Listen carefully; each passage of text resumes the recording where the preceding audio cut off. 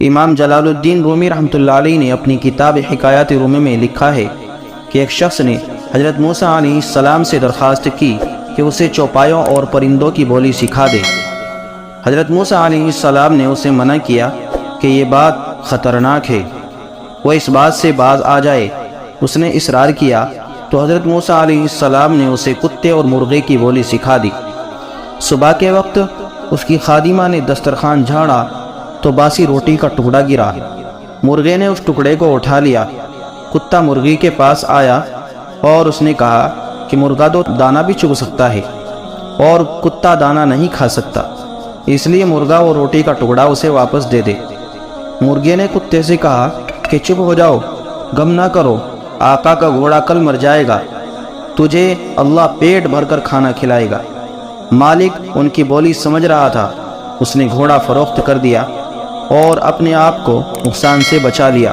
دوسرے دن بھی مرغا روٹی لے کر اڑ گیا اور گھوڑا نہ مرا تو کتے نے مرغے سے شکایت کی کہ وہ جھوٹ بولتا ہے اور کتے کو بھوک سے دوچار کر دیا ہے۔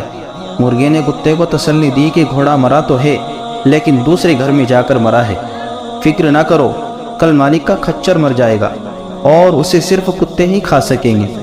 مالک جو ان کی بولی کو سمجھ رہا تھا، اس نے کھچر بھی فروخت کر دیا اور دوسرے نقصان سے بھی اپنے آپ کو بچا لیا۔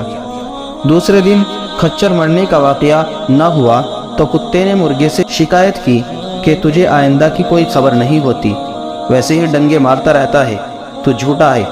مرغے نے کہا کہ ایسا نہیں، کھچر دوسری جگہ جا کر مر گیا ہے، کل اس کا غلام بیمار پڑ جائے گا اور جب وہ مرے گا تو یہ کتوں اور مانگنے والوں کو روٹیاں کھلائے گا۔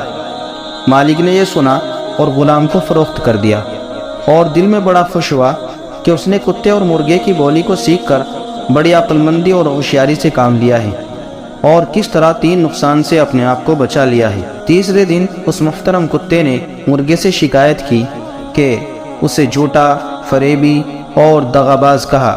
مرغے نے کہا کہ میں اور میری قوم جھوٹ سے سخت دور ہیں، ہم صبح اذان دیتے ہیں تو لوگ نماز پڑھتے ہیں، اگر بے وقت اذان دینے کی عادت ڈال لیں گے تو ہم ذبح کر دیے جائیں گے۔ وہ غلام بھی فوت ہو چکا ہے، ہمارے مالک نے اپنا مالی نقصان تو بچا لیا ہے مگر اپنی جان پر بوجھ لاد لیا ہے۔ مرغے نے اگلے دن مالک کے مرنے کی خبر دی اور بتایا کہ اس واقعے پر اس کے ورثاء گائے کو ذبح کریں گے اور کھانا تقسیم کریں گے۔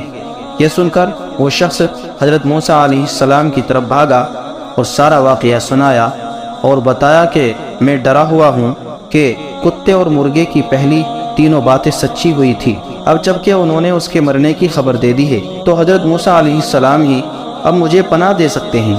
موسیٰ علیہ السلام نے اس شخص سے کہا کہ فطرت کا اصول ہے کہ جب اس کی کمان تیر سے نکل جائے تو موسیٰ علیہ السلام بھی اسے واپس نہیں کر سکتے۔ ہاں، میں تیرے لیے سلامتی ایمان کی دعا تو کر سکتا ہوں، تیری طرف موت نے 3 دفعہ یعنی نقصان کے لیے ہاتھ بڑھایا ہے جو تو نے اپنی تدبیر اور اپنی عقل مندی سے اس کو لوٹا دیا ہے۔